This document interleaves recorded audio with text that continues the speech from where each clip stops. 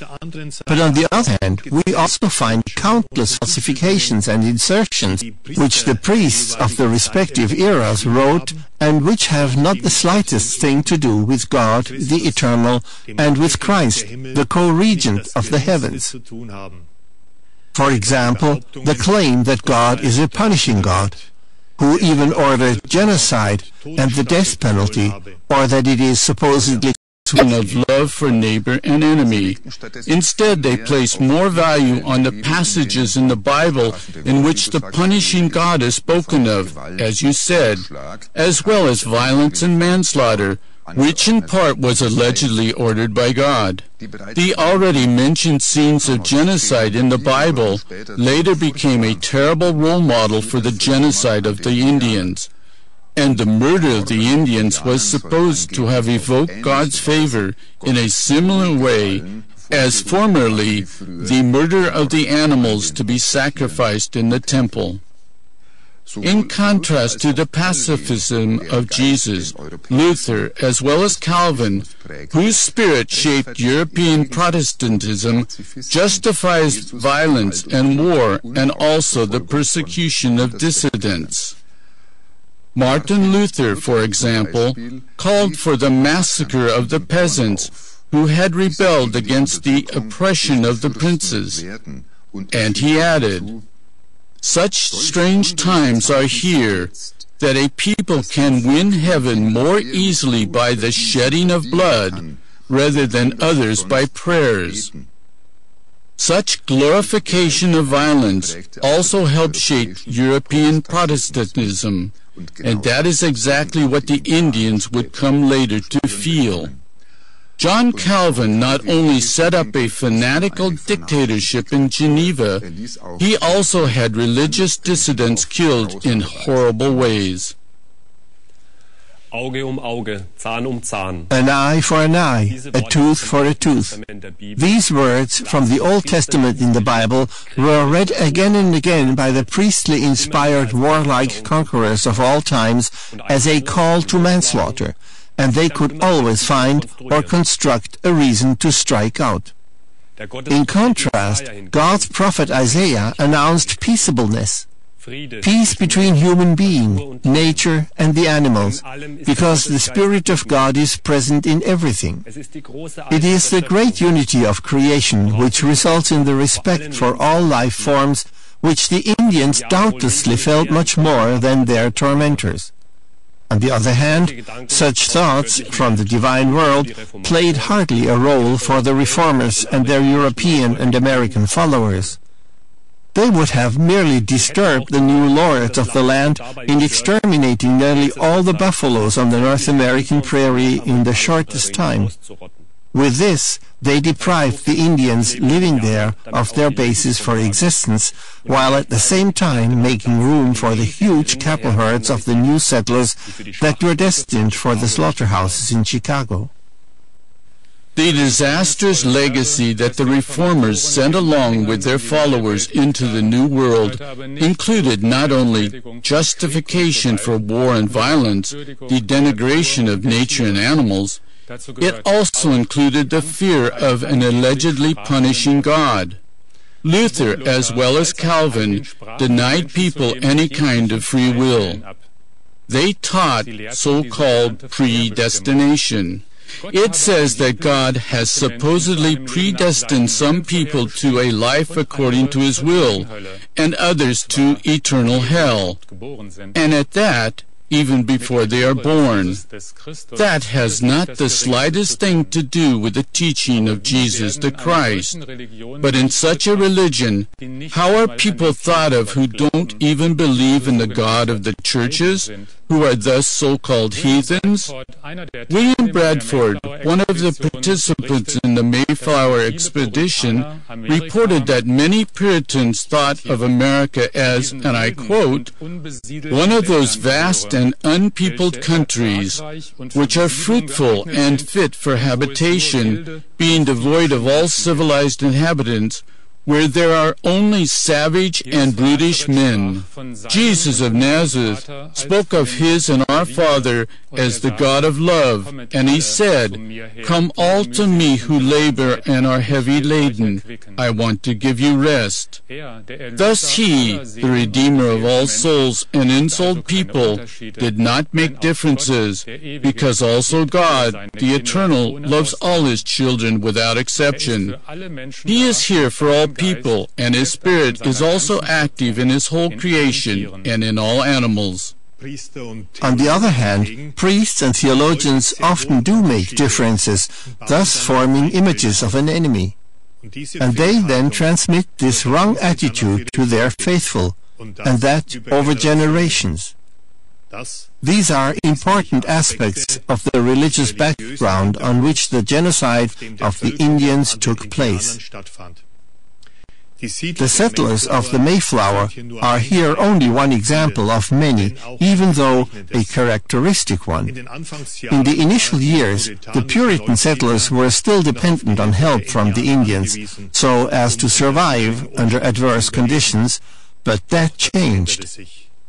In the German daily newspaper, the Main Echo, the journalist Thomas Burmeister writes, "In 1637, Puritans, who just a few decades earlier had found a new home on Massachusetts Bay in North America, thought that they might need more land. They suddenly declared that the Pequot Indians, who had lived there since time immemorial, were children of Satan, and called for a holy war.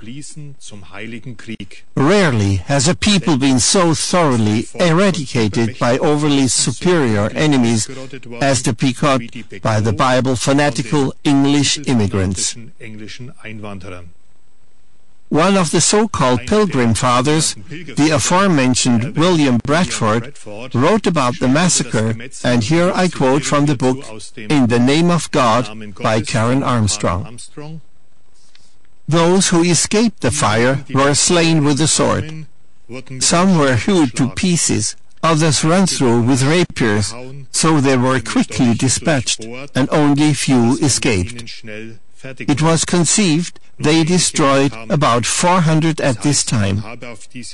It was a fearful sight to see them thus frying in the fire, and also the streams of blood quenching the same.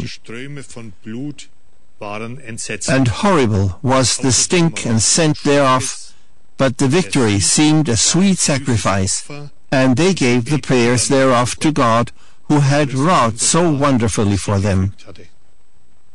It's really incredible. Here, Karl-Heinz Deschner quotes the anthropologist Paul Radin, who wrote, "They first fell on their knee, and then they fell over the natives." And the theologians supplied the accompanying music. Deschner writes, "And so now, too, especially, the clergy incited the manhunt, who called their victims the barbaric, unbelieving Indians, scum of humankind, filth and dregs, monsters without faith, and their religion pure Satanism." And so, the people who set out to build a better world raged and murdered. But the promises of a new Christian world did not apply to America's indigenous people, writes Barbara Jentz in the weekly newspaper Freitag. The Puritans had, thus once more Karen Armstrong, no pangs of conscience at all when they killed Indians. So the puritanical preacher Alexander Layton said that God is a great warrior and that the Bible is the best textbook of war.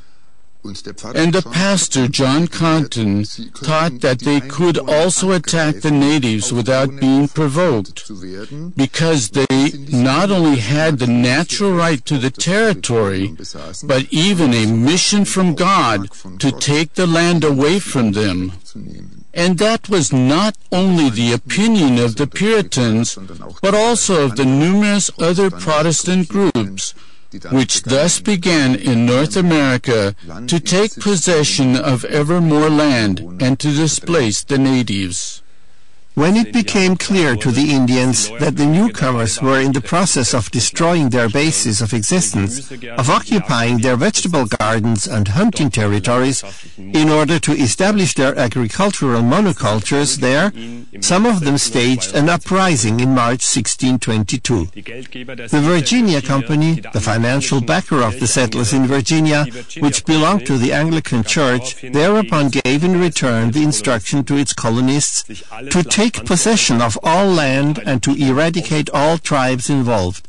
Destroy those who sought to destroy us, was said in the statement.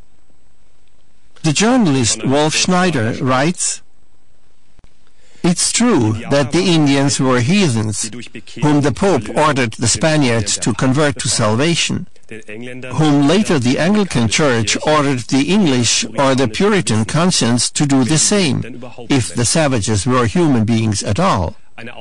One exception among most of the Protestant religious groups that colonized North America were the Quakers, at least in the beginning. They were pacifists and therefore treated with hostility and persecuted by other Protestants in North America. But this exception did not last, even though at the end of the 17th century William Penn had rejected all use of force in his Indian-friendly founding of Pennsylvania and had also worked for Indian rights of ownership. His grandson, the Governor William Penn, set a premium for Indian scalps that led to indiscriminate killings.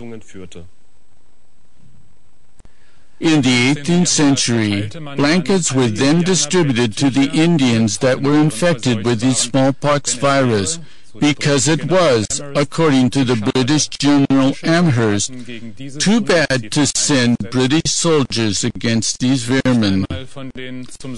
They didn't even stop murdering the Indians who had been converted to so-called Christianity. Karl-Heinz Deschner wrote, "When during the Revolutionary War, a group of several hundred converted Indians, praying Indians, were driven from refuge to refuge, finally, near starvation, they returned to a former site in order to fetch the harvest that had been already brought in.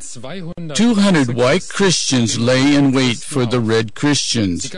They pretended to be friends, convinced the unfortunate Indians to give up their weapons, and then slaughtered and scalped them, not only the men, but also the old women and 34 children, apparently even Indian women, as a contemporary witness wrote, with a child at the breast." When following this war, after the end of the 18th century, the United States of America had gained its independence. It anchored in its Constitution freedom of religion and the separation of church and state in order to find a common denominator among the many groups and denominations. This was and is a great achievement. However, for more than a century, free citizenship was withheld from the indigenous inhabitants and the slaves from Africa. By the way, slavery, just like the eradication of the Indians, was always based on respectively fitting Bible passages. So it says, for instance, in just one passage of many in the third book of Moses, Leviticus chapter 25, verse 44, "As for the male and female slaves whom you may have, you may buy male and female slaves from the nations that are round about you." Allegedly, God, the Eternal, said this through his prophet Moses, one of the many falsifications that the caste of priests brought into this book. And despite the, as stated, precedent setting separation of state and church, Protestantism remained in the background of the prevailing ideology of many politicians. Among these Protestant politicians of the 19th century, an important concept was the term manifest destiny, the destiny of the nation to expand its supposedly divinely ordained influence ever farther. For these politicians, it also played no role that behind this expansion stood avarice, claims of ownership, and the egoism of a predatory capitalism. Or, as the Lutheran theologian and expert on America, Geico Müller-Fahrenholz, phrased it in the Catholic newspaper Public Forum, "If I am an instrument of God, then my methods and deeds are also legitimized by God. If people come to harm thereby, the blame is borne by those who oppose the blessings of my mission." End of quote. Of course, that had nothing at all to do with the will of God. An alleged divine mission in which men, women and children are indiscriminately slaughtered, in which daily anew the love for God and neighbor taught by Jesus the Christ was trampled underfoot for 2.5 centuries, is the opposite of what Christ, the Prince of Peace, taught. At the instigation of these politicians, the persecution and eradication of the Indians was then carried out systematically and bureaucratically most efficiently during the 19th century. This system included frequently making new contracts with individual tribes, often using pressure and extortion, to then break these contracts one and all. They were offered a certain purchase price, better land, or were guaranteed tolerable living conditions. As good as none of this was fulfilled. Wolfschneider writes, "If the Indians were human beings, then first of all heathens, and by far not fellow men. The Europeans kept agreements with them only as long as they felt themselves to be the weaker ones. As soon as they felt strong enough, they tore up every contract. The Indians of North America were not prepared for this. Anyone who had smoked the peace pipe with one another had entered into an obligation that he kept." How very much the inhuman ideology of Protestant origin had taken root in people's heads can also be seen by the fact that, at times, even American presidents let themselves be infected with it. In 1830, the 7th U.S. President, Andrew Jackson, a particularly brutal persecutor of Indians, signed the Indian Removal Act, which empowered him to take all Indians still living in eastern USA and deport them over the Mississippi River to the west, one of the greatest forced displacements in history.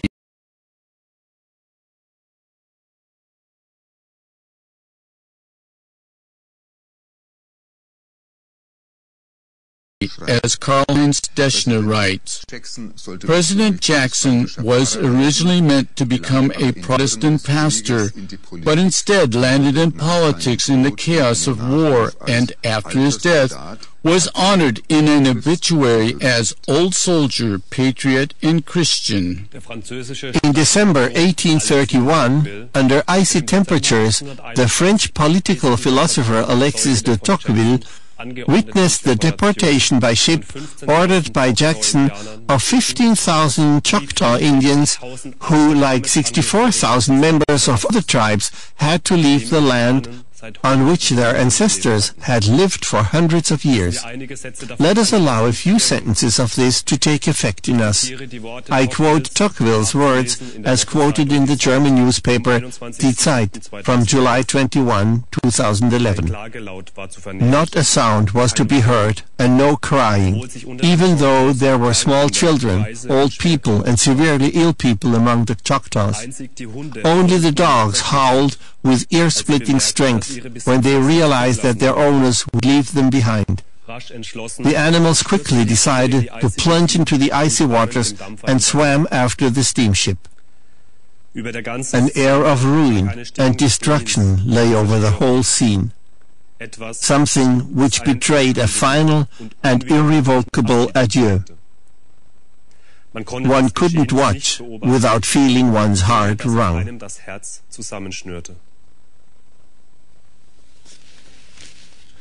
A few years later followed the deportation of the Cherokees. Karl-Heinz Deschner writes about this. Military law was introduced against the Cherokees. The army tracked down the Indians with bloodhounds. They arrested them, hung them, fetched the men from the field, the women out of their houses, tore children from their parents. Finally, they hauled 15,000 Cherokees to Arkansas, and thousands died in the process. The soldier Burnett reported that the hunted ones had to walk barefoot through ice and snowstorms, that they died of cold, illness, and maltreatment. I will never forget the silent grief of this morning. Chief John Ross started the prayer, and when the signal was blown, children jumped up and with their little hands waved goodbye to their home mountains, which they would never see again. The trail of the deported was a death march. When the journey ended, 4,000 silent graves marked our path. The Indian wars towards the middle of the 19th century and thereafter, so continues Deschner, were solely about eradication. The Indians were granted no right to own land. Their villages were burned down. Their herds, harvests, clothing, food destroyed. They drove the last survivors into ever smaller reservations, and then gold panners and settlers also overran them.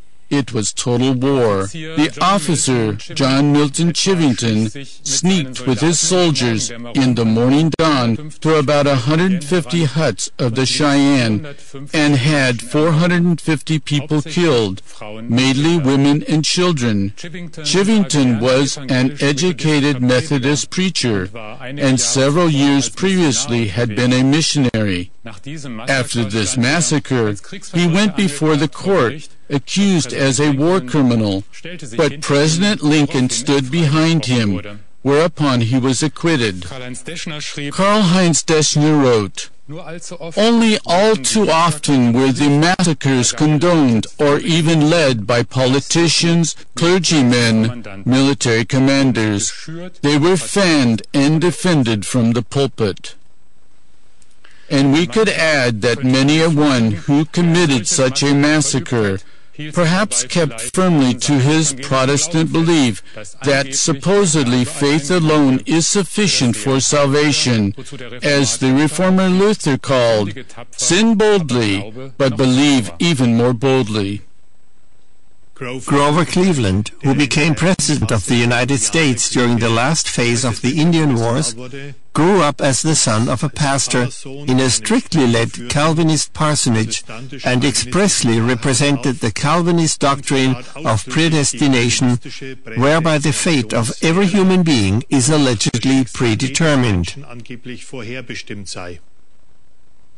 And still in 1890, on the threshold of the 20th century, a last downright massacre was carried out at Wounded Knee. Fleeing women with children in their arms were shot down long after the resistance had stopped and after every warrior already lay dead or dying on the ground. Still in the 20th century, the 32nd President of the United States, Theodore Roosevelt, who successively belonged to 3 different Protestant denominations, said, "The most vicious cowboy has more moral principle than the average Indian." And further, "Our great land is not an animal sanctuary for dirty savages." In the 20th century, the genocide had come to an end, but the abysmal contempt and denigration which speaks from these words of Theodore Roosevelt were not yet at an end. Until today, the descendants of the survivors of the consequences of this isolation and marginalization are still suffering. Basically, almost an entire people which never had a real chance to win this agonizingly long fight is still more or less traumatized by the endless horror which lasted for centuries. This is shown by the high rate of suicide and alcoholism among the Indians still living today.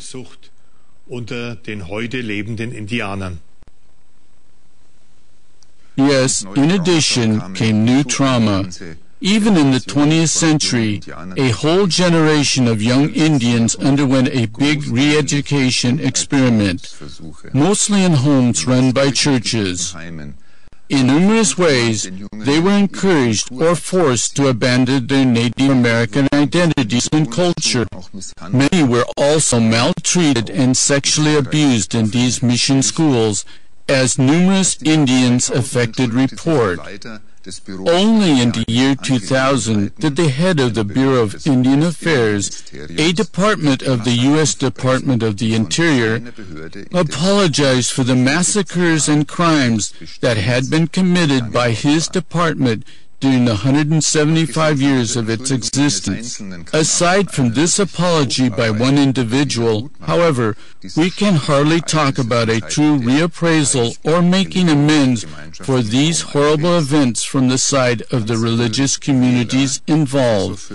In a lecture at the University of Bielefeld, Germany in 2002, Hans Ulrich Weller, professor of history and philosophy, and one of the best experts on North American intellectual history, traced this back to a lack of self-criticism and to the search for scapegoats, which, as we've seen, have their roots not lastly in the theologians of the Protestant churches. Liebe Zuschauerinnen, liebe Zuschauer, Dear viewers, dear listeners, Jesus of Nazareth taught something entirely different.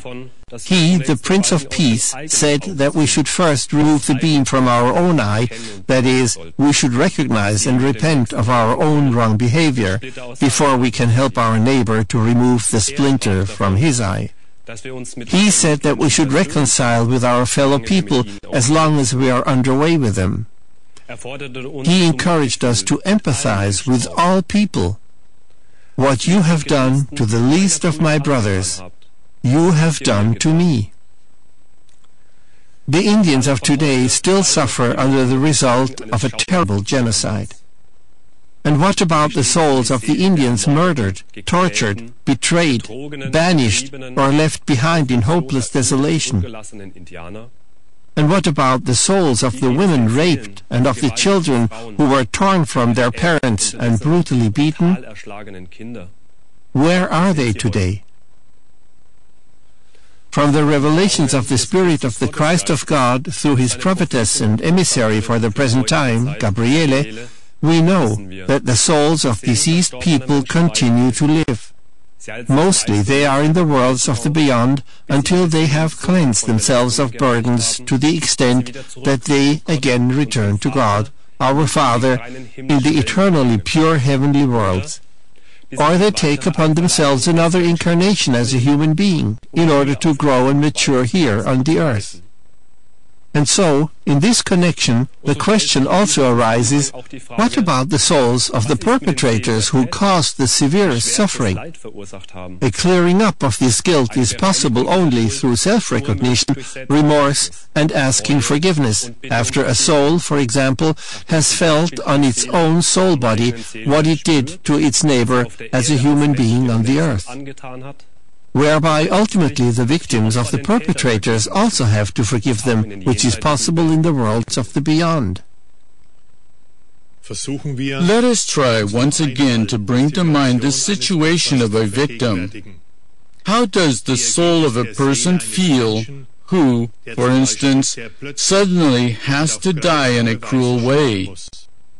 It's possible that this soul will need a long time in the beyond to forgive the perpetrators and free itself from the images and accusations and continue on its way in the worlds of the beyond, especially if it was left by the murderers in the belief that God, the Eternal, or Christ, His Son, had caused this suffering, because in their blood frenzy, the murderers again and again called out the name of the All-Highest.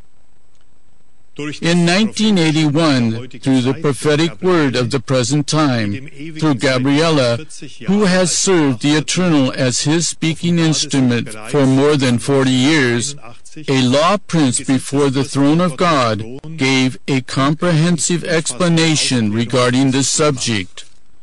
I am now privileged to read some sentences from this divine revelation.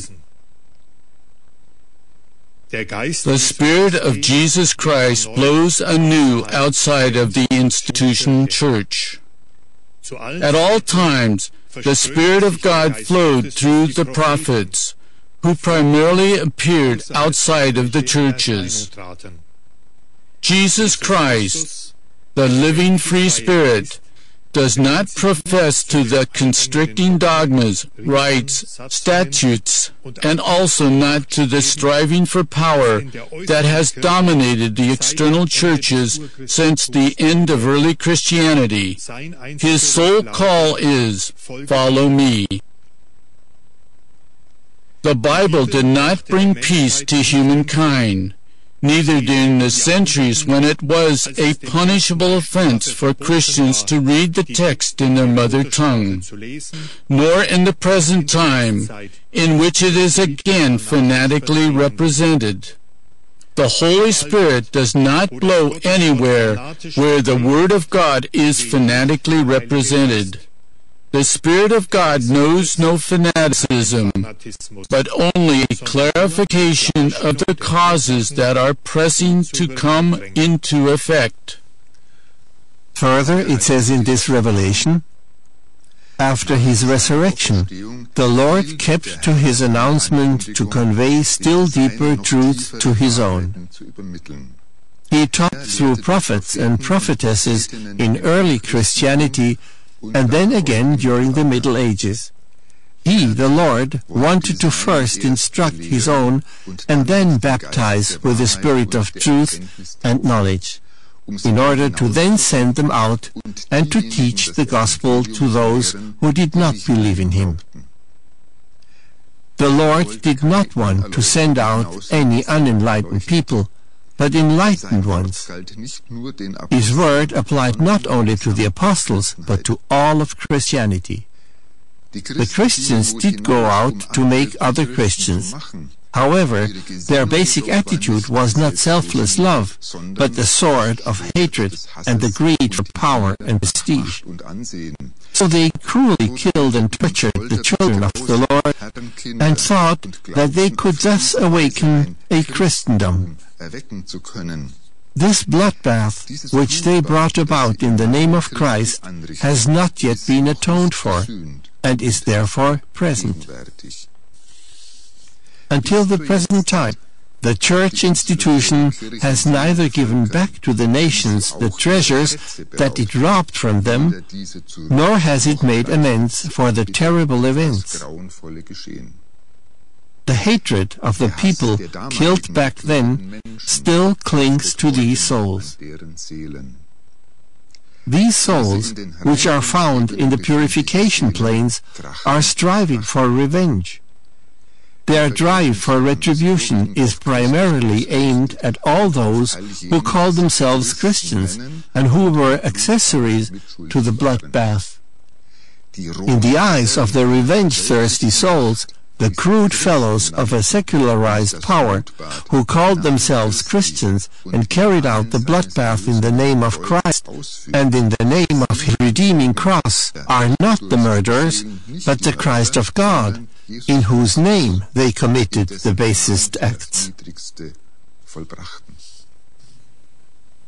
Dear viewers, dear listeners, He, the Prince of Peace, the Redeemer of all human beings and souls, has nothing at all to do with the atrocities, with the unimaginable crimes that were committed in His name. He gave us people an understanding of the God of love, the All-One, who infinitely loves all of his earthly children, who also loves, and with his Spirit, constantly respirates nature and the animals. As Jesus of Nazareth, he was the spiritual revolutionary who rejected every kind of violence and deceit. Christ, the co-regent of the heavens, also lives with his power in every soul and in every ensouled human being, and is ready at every moment to help and support us so that we may grow closer to God in us. Dear viewers, dear listeners, we have now reached the end of our program. We want to let you know that in a future program we will examine the fate of the indigenous peoples in Central and South America. We take our leave of you for today. Goodbye and greetings in God.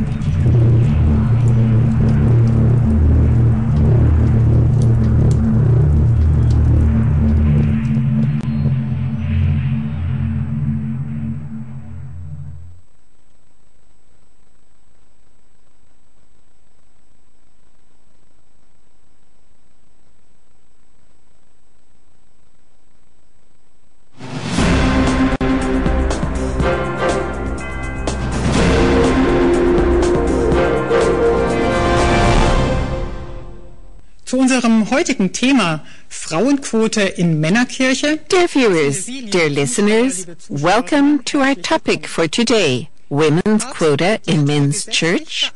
Pope pleads for legally anchored women's quota. That was the headline of the Catholic News Service on June 9, 2017, according to which, at the plenary assembly of the Pontifical Council for Interreligious Dialogue, the Pope called for women taking part more in all settings of society.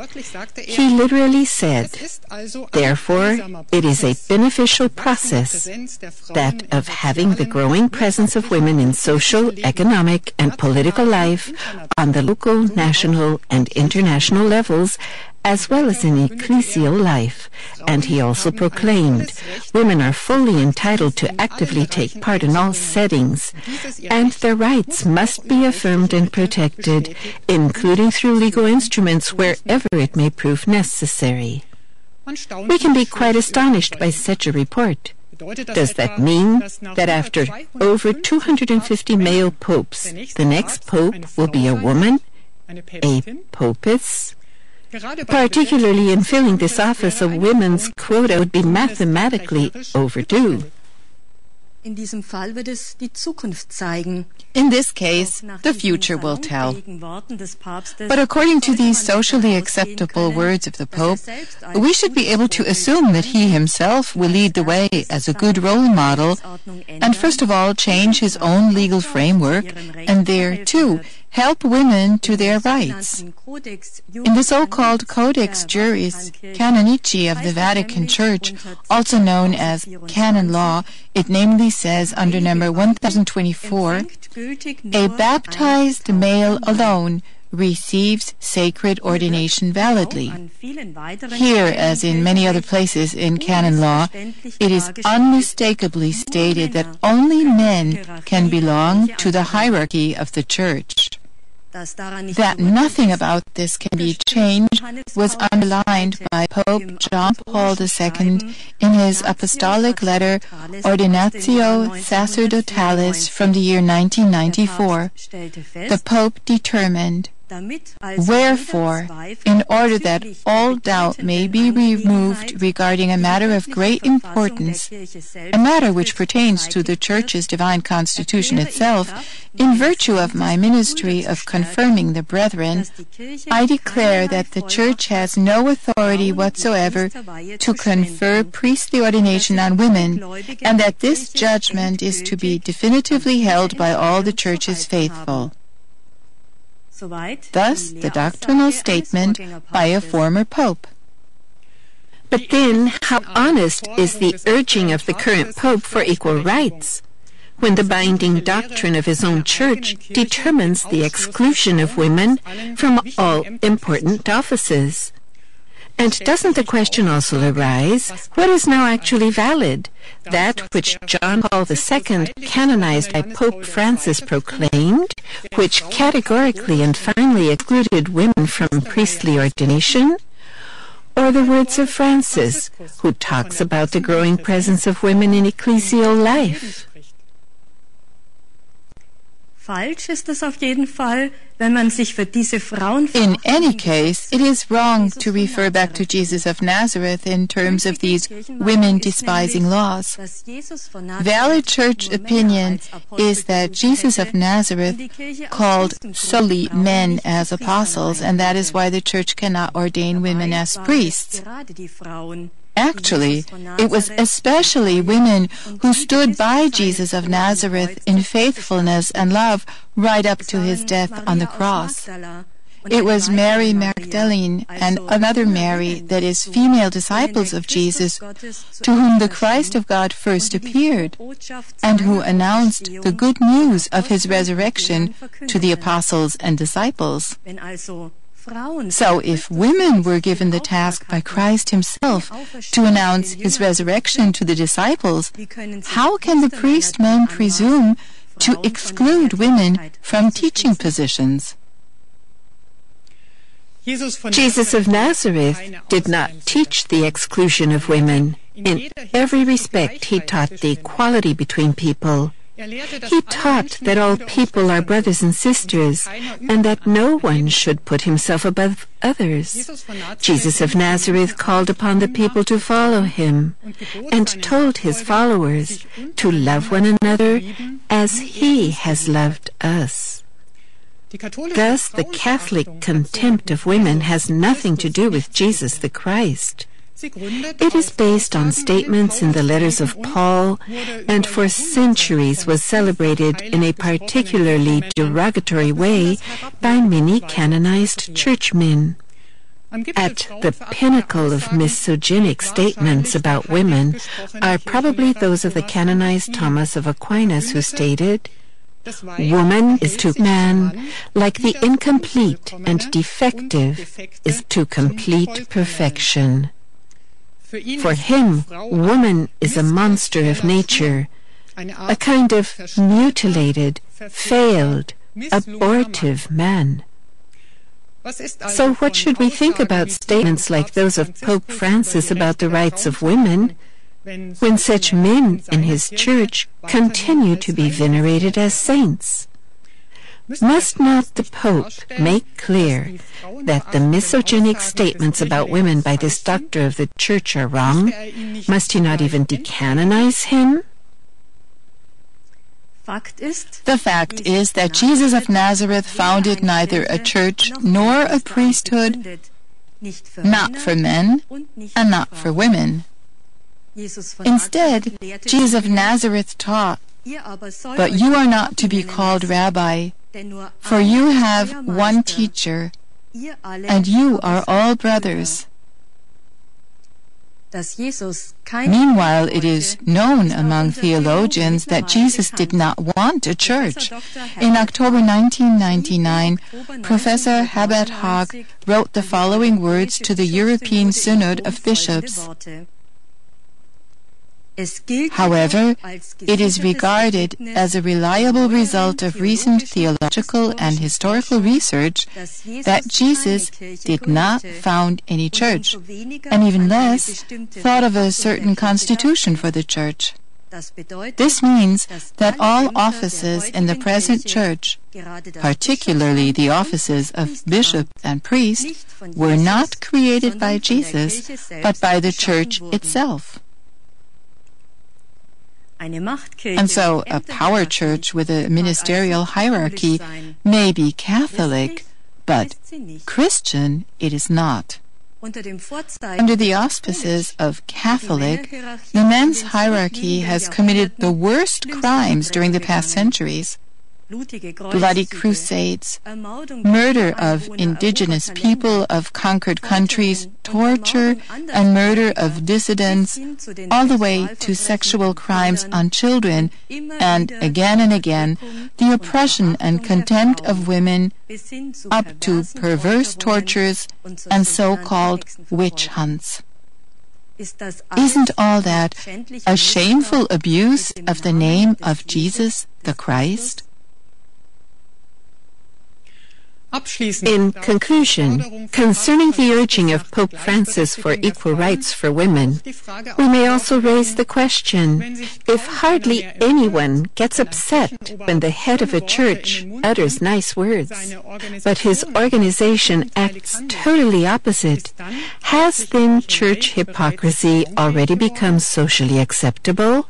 Everyone is free and has the right to believe whatever he wishes.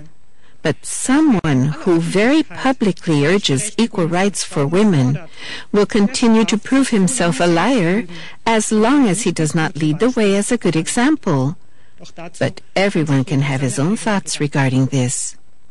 Dear viewers, dear listeners, we take our leave of you for today. We will be glad if you tune in again next time.